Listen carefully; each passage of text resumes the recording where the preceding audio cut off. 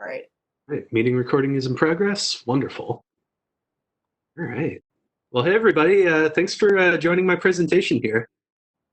Um, my name's Nick. I'm employed by the Cocoon. My job title, as you can see down there on the slide, is prevention specialist. And I just have a short presentation here for you. But what I'm also hoping is that, because this is a group video chat and all that, that we can be sort of interactive and have an actual conversation while I'm doing this. Does that sound good? Wonderful. Wonderful, wonderful. So I'm going to be talking about traditional masculinity, the ways it's harmful to men, maybe some self-care stuff as well. So actually, before I even go further, how has everybody been holding up? Have you been able to take care of yourselves, maintain just a degree of stability during the unstable times that we're in? Kind of. That's good. That is very good. Yeah. I have too. Just been buying up some T-shirts and just giving myself little things to look forward to. It's because it's hard to plan stuff out right now. It's important to give those short term, just I'm expecting a new hoodie or something on Tuesday, whatever it is. Anyway, oops. All right. So a little bit about me. Like I said, my name's Nick, and yes, my last name is Rybak too. Yes, like the professional wrestler, and yes, like the Steven Seagal character. I'm a current MSW student at BGSU. I'll be graduating. Uh, that's in 3 weeks now, which is incredible. Very wild to consider that.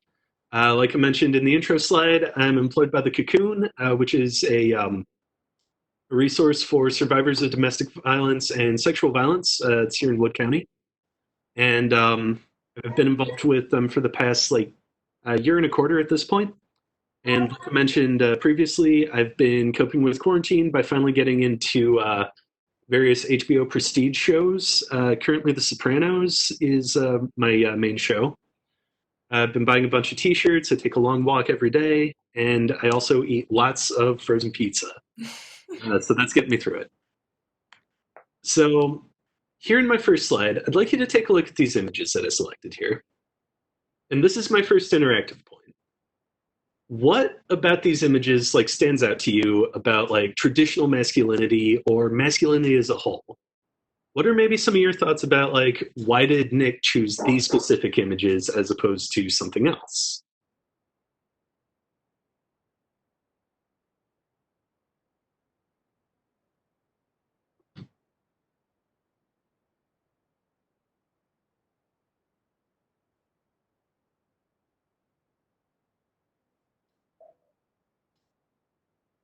It's varied, but I see a theme of violence with a number of the guns that are present.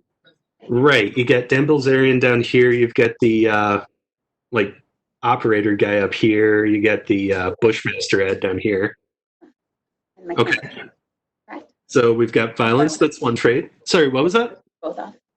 Hmm.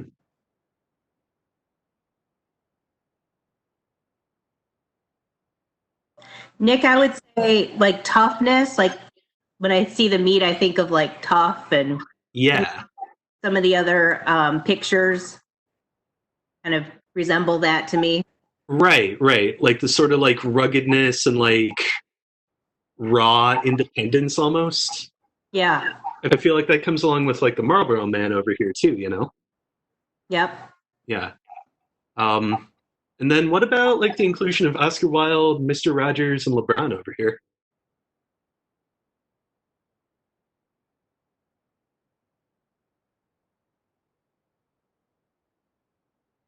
Because I mean, personally, I think that in an ideal world, Mr. Rogers is the type of masculinity that is maybe the most constructive. He seems to or at least the way I remember and the things that I see about Mr. Rogers himself. It's just a kind, caring individual who truly makes it a point of considering others first. But yeah, So I'll be circling back to all of these things at a later point in the presentation, but I wanted to show you these images to like get everybody's brains sort of like jogging a little bit. So let's go on. So one of the main sources for this presentation was the APA's report from 2019 about like its constructive ways of treating men and boys in psychotherapy treatments. So there were a few facts I wanted to show you and a few guidelines. Some of it is like, partially common sense type stuff, like don't scream in your son's face, don't tell them they have to stop crying after they're over 12. But I'm just going to move this real quick because there we go. Okay.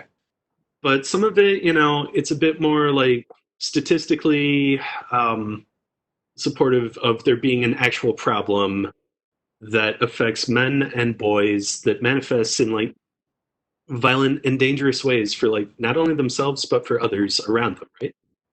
So one of the statistics here, starting this out, men commit 90% of the homicides in the United States, and they also represent 77% of homicide victims. And what does that say about like, men as a whole, right? It indicates that, a lot of people are buying into like maybe the more violent imagery that I included in the previous slide, right? And those ones who are like going into the more violent acts, they're taking it out on the ones who maybe aren't as, on board with that thought pattern, or maybe they're, maybe one of those people just like got unlucky when facing another one who was also thinking about it. Oops. So men are also 3.5 times more likely than women to die by suicide. I'll be digging into this later, and also like potential causes as well. The life expectancy for men, as evidenced by those past two stats, is 4.9 years shorter than women's life expectancy. It's around 80 years old for women, 75 for men. Prior psychological research, before this report was published, focused only on like white men and boys, which to me that's troubling just because it's like treating like one, I guess, dominant group as like the normal, right? When like everybody from other cultural backgrounds has their own like experience. One, everybody is an expert upon themselves, right? Everybody knows like what their own personal trauma and story and like experiences. So it seems unfair to paint like such a broad brush of this is how we treat men and boys in accordance to the way that white people are. There also seemed to be a reluctance among men to engage in like preventative care or engage in like self-care. Now when I say self-care, I don't mean like what I was talking about with like buying t-shirts and stuff like that.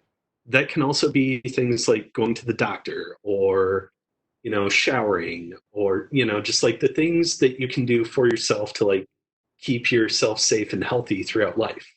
This could even include like drinking too much or like using drugs. Okay, so we're at another interactive point. I would like to throw out to the room a few questions. What does masculinity mean to you? Who are some role models? Who are like some men that you may have looked up to? And who left like positive, constructive impacts?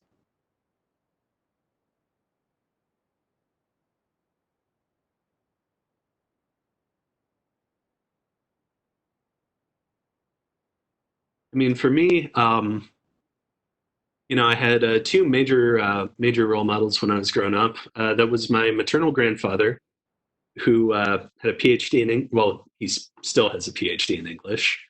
But he taught me how to read. He taught me like all about science fiction and fantasy stuff, and that's something I've had with me since I was 6 years old. And then the other one was my father, who like taught me like about like more physical masculinity. Like being athletic, being constructive, being strong.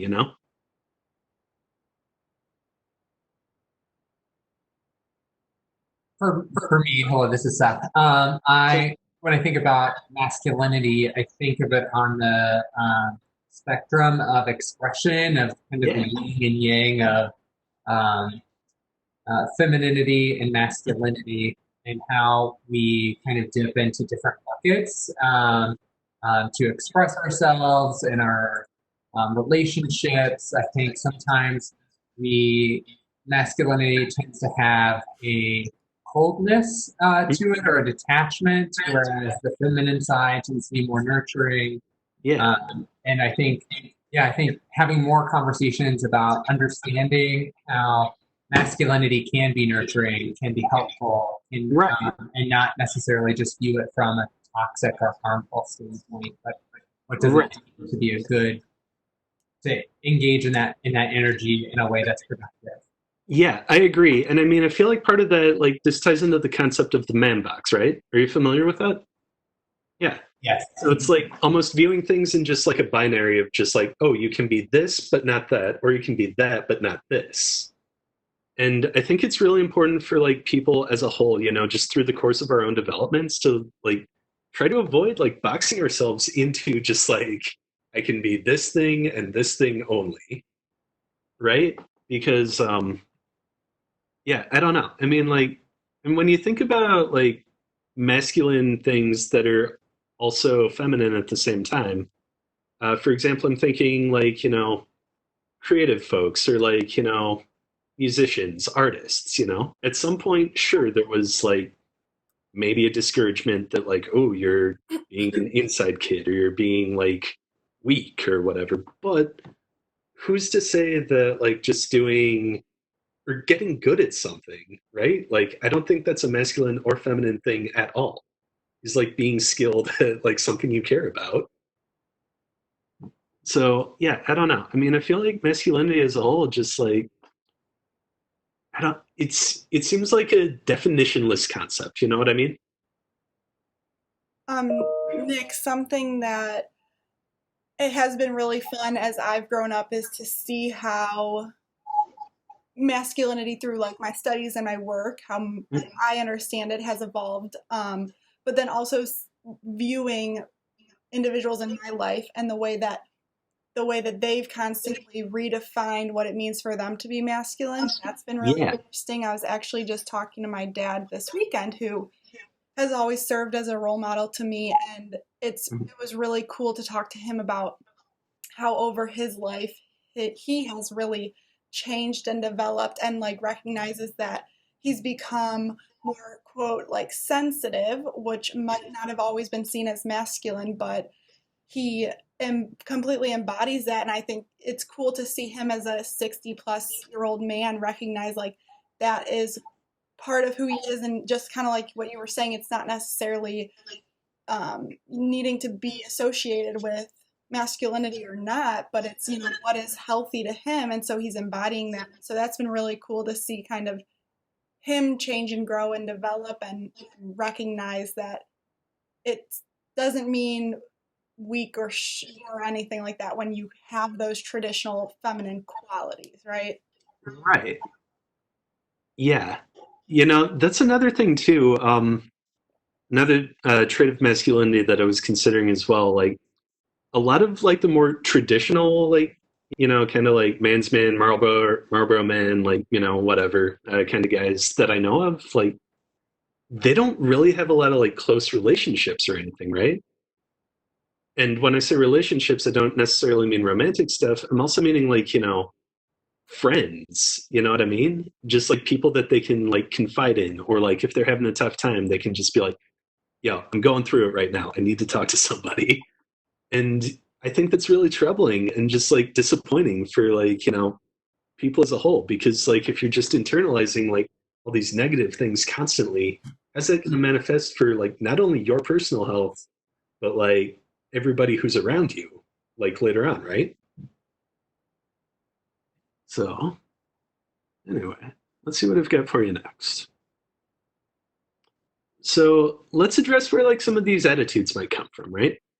Um, you know, I think a lot of like, you know, men and boys in America we're fed like a pretty steady diet like throughout our lives of just like ideas of what real men are or aren't, obviously, right?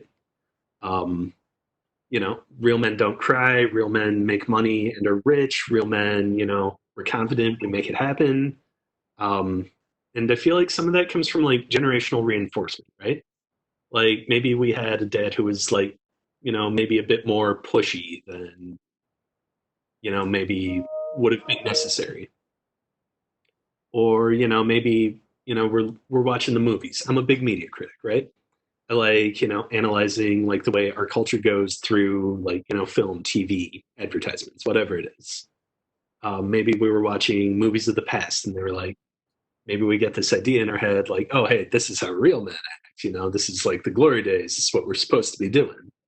This is actually something I'm seeing a lot on The Sopranos, actually. Those of you unfamiliar, it's a mafia show about like Italian gangsters in New Jersey. And there's one character who really wants to be a screenwriter, and like all his understanding of himself comes from like mafia movies from like the 30s, right? Which informs how he acts with like the other members of the family and his girlfriend and like everything. Part of it could also be like a lack of accountability, not having people who like check us when we're doing like uh, so-called like, toxic behaviors, and instead like sort of getting like the unspoken approval. Right? And I know we kind of talked about this last bullet point I had on the previous slide, so we can like go over that. But the lack of accountability thing, like that's something that I feel like comes up quite a lot in the Green Dot presentations that we do. Um, those are designed at like promoting bystander intervention and also the environment as well. The environment that like discourages like the violent acts from even happening in the first place. But there could be people who are exposed to the Green Dot stuff that like never had like someone who would like step in and like check them on the behavior, which it's concerning, it's disappointing, like I said earlier, that nobody had that like previously. But I do think it's good that they're getting such information like when they do, right? It's like better late than never. And it's just like you said, Jamie, like these changes can happen at any time in a person's life, right? You said your dad's like 60 plus, and I think that's amazing that he can start having those like perspective changes like at that age. That's awesome. So I'd like to briefly talk about the man box as well. I know I mentioned that when Seth was talking to me there. The man box sort of addressed to like previously, but it's like it refers to like the collective socialization of men, right? You see this graphic I've got over here. I like to imagine it as like a shipping crate, um, something that can only fit like maybe four traits or like four things going into the box. And that's oftenly like you can't really express your emotions. You can't be weak. You can't show fear. You have to demonstrate power and control, especially like over women, which violence against women. I would go as far as to call that a public health crisis. You know what I mean? Um, when you think about like all the money and like revisiting the trauma that survivors of violent acts have to go through, I believe that to be a public health issue. There's also the aggression dominance. You got to be the protector. You can't be like a woman, whatever that means. And there's like an enforced rule of like heterosexuality that goes along with the man box, right? So, and it's like what I mentioned earlier, this last bullet point I've got down here. Um, it's like masculinity being definitionless. It's informed by what it is not, as opposed to what masculinity is, right? And I think that's a very, I don't know. I'm trying to find the right words for how I feel about that. It's not, I don't want to say troubling. Maybe it's a bit more like, it's like a cognitive dissonance almost, you know? It's like believing the one thing to be true while also like not really understanding why it may not be true. Maybe that's not a cognitive dissonance. I'm not exactly sure of the term. Does anybody know of what I might be trying to get at with that?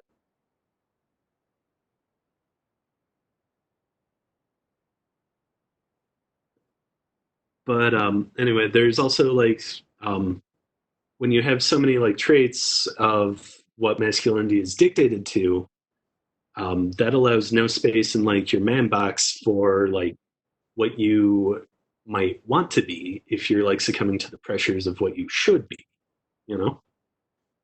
Like I was fortunate enough to grow up in a household where like whatever interest or activity that I had was like it was promoted and supported. It was like, well, Nick, you want to do theater? That's awesome. You should go do that. Do it as best as you can.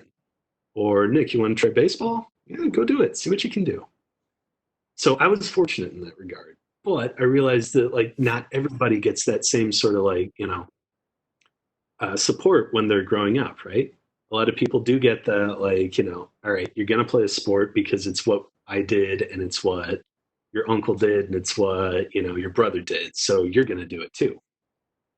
Which, that allows for like suppression of just like, being able to truly and authentically express oneself, right? So dangers of traditional attitudes. You can find links to just about anything negative if you like look hard enough, but here are a few that I assembled. Um, Sticking to a traditional masculine attitude, there might be a higher rate of domestic violence perpetration. If someone has it in their head that like men are the head of the household and women are the head of the household's property, then you can see where that might lead to violent domestic disputes happening, or actual like violence perpetration being visited um, in the household. This can also lead into sexual assault. Similar logical pathway that goes along with that. Personal health issues as well. How many of you know men who just like won't go to the doctor for whatever reason? Like I used to be really bad about that. And just like having that whole mindset of like, it's nothing, just take an aspirin, you'll be fine. Or every time I think about this sort of idea, does anybody watch King of the Hill? There's an episode where Hank Hill's son Bobby starts playing football, and Hank is like, I got to get my old coach from high school to come coach the like seventh grade team. And his old coach is like this Texas, like, just like hard guy. And like anytime any of the kids get hurt, he's just like, take a salt tablet and walk it off. So personal health issues, isolation, like I was talking about earlier, just like not having anybody that you can like lean upon if you're going through it. Like I've seen many stories from like other people about like, oh, well, my significant other or my partner or my wife, whoever it is, they're my best friend and they're who I talk about with these things, which I don't think is necessarily fair to that relationship either. Just because it's adding like an additional, and also I'm not getting at like, oh, don't talk about emotional stuff with your partner or anything. But what I'm getting at is that like they're not your therapist, they're not your like confidant or whatever that role might mean to you. It's like you got to be able to like talk about yourself, you got to be able to like support your own personal growth. Moving on here, like the suicide attempts and completion. One of the reports that I found, men tend to opt for like more absolute routes of attempting suicide when it comes to that. A higher conformity to like masculine norms, that corresponds with higher engagement of like at-risk behaviors of like excessive drinking, reckless driving, maybe being more prone to aggression. And sorry, I'm kind of parched, but it'll be okay. Personal speculation, like down here, this last bullet point. My theory is that these are all like reactions to a perceived lack of control and maybe like a desire to enact their own personal power over others in like maybe an indirect way, right? So like let's take the excessive drinking example here for an example. So maybe someone who's engaging in that behavior might be feeling the isolation here. If they can't speak to people, maybe they're turning to alcohol and drug use. And if they're bottling up all the negative feelings or just like anything in general, that might lead to being more prone to aggression, something like that. But, this is just my own personal theory. Okay. So we're nearing the end of the content that I have prepared, and then I'm hoping that we can talk a bit more. So I'd like to talk about like de-escalating and like maybe changing culture a bit. So I think it's important for people to like be aware of like dominant ideals that are present within society, within our own social circles, within ourselves, wherever a person might exist, right? And then challenge them where you can. Like part of it is just like, sometimes you literally just have to ask a question as simple as, why? Why do we do that? Why is it like that? Why do we accept that? Something as small as that. Addressing like following that logic there, following just like asking why, that might lead a person to examining like intersectionality of masculinity, right? You might start becoming aware of like where privilege exists in like men's roles and identities that a person might like hold or inhabit, like within their own interpersonal relationships, within their job, within their community, any clubs they might be part of. And what might that look like for you after you start asking, well, like why do we act like this? Sorry, did someone say something? Okay. And then move on to start communicating like these 3 points here. Men can be emotional, men can be adaptable, and men can function outside of like rigid norms and like rules, right? When I say adaptable, I mean that's like it's sort of like a combination of those two tenets that it's like sandwiched between, right? It's like being able to inhabit like different spaces within like your own interests, right? Like it's possible to be really into combat sports and also exhibit a wide range of emotions and like care about social justice. Humble brag, that's me. Um, it's possible to like be a football player and also be a psychoanalyst, or I know those are two like very specific, or like um, you know those are two very specific examples, yes, but it's important to like start considering dualities, right? Like start realizing that men can be like two things or three things or even 10 things, however many things a person may desire. I think another constructive aspect of masculinity is like being proactive. And like, it's like I was talking about with the bystander intervention stuff and the green dot presentations. Being proactive shows that you don't accept the negative traits and you don't push people away when they're exhibiting the negative traits. Instead, maybe like acting as that person who like checks them on those behaviors. And maybe by checking someone on those behaviors, you can get them to go back up to the top here and maybe get them to start asking, why? And once again, that also ties back to like leading by example, every single person like sets the standards for like what they accept and what is tolerated within their own community, right? And if more people are showing that like, hey, we like negative traits, this isn't what we're about here.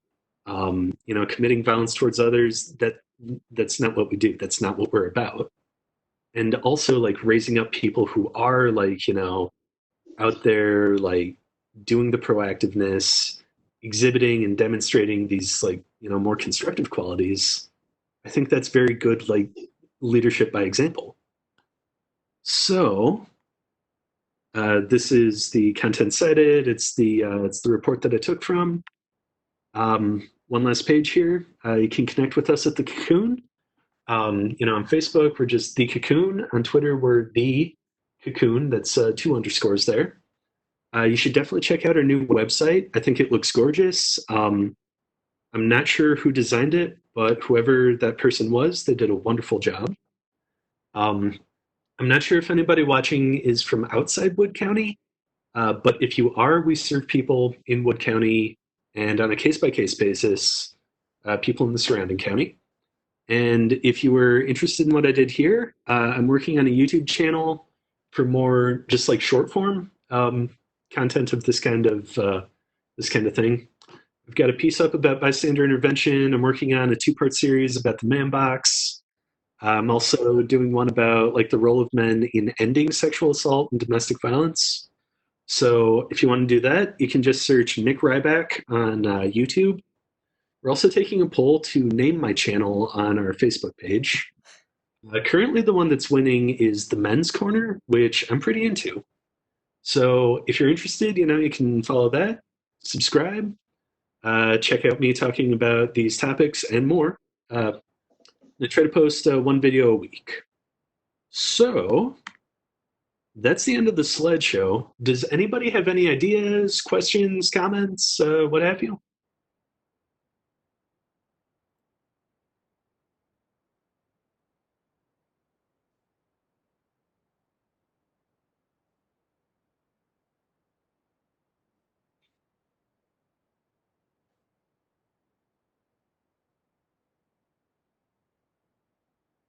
Hey, thank you, Seth.